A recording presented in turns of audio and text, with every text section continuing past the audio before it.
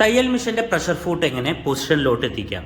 കണ്ടില്ലേ, പൊസിഷൻ മാറി കിടക്കുകയാണ്. ഇങ്ങനെ വരുന്ന ടൈമിൽ സൂചി പൊട്ടിപ്പോവാൻ ചാൻസ് കൂടുതലാണ്. എങ്ങനെയാണ് നമുക്കിത് റെഡിയാക്കാൻ നോക്കാം. ഈ പ്രോബ്ലം റെഡിയാക്കാൻ വേണ്ടിയിട്ട് നമുക്ക് ആകെ വേണ്ടത് ഇതേപോലെ ഒരു സ്ക്രൂ ഡ്രൈവർ ആണ്. ഇതേപോലെ ഒരു സ്ക്രൂ ഡ്രൈവർ എടുക്കുക.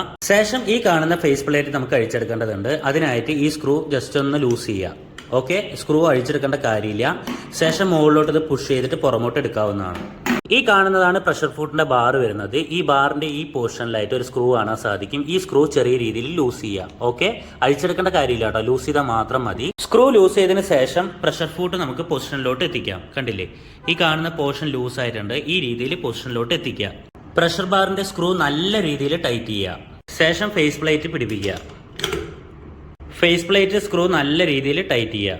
ശേഷം ചെക്ക് ചെയ്യുന്ന സമയത്ത് നല്ലൊരു റിസൾട്ടാണ് നമുക്ക് കിട്ടിയിരിക്കുന്നത്. കണ്ടില്ലേ, കറക്റ്റ് സെൻറ്ററിലാണ് നീഡിൽ ഇറങ്ങുന്നത്. വീഡിയോ ഇഷ്ടപ്പെട്ടു കഴിഞ്ഞാൽ എല്ലാവരും വീഡിയോ മാക്സിമം സപ്പോർട്ട് ചെയ്യുക, സബ്സ്ക്രൈബ് ചെയ്യുക, ലൈക്ക് ചെയ്യുക, ഷെയർ ചെയ്യുക.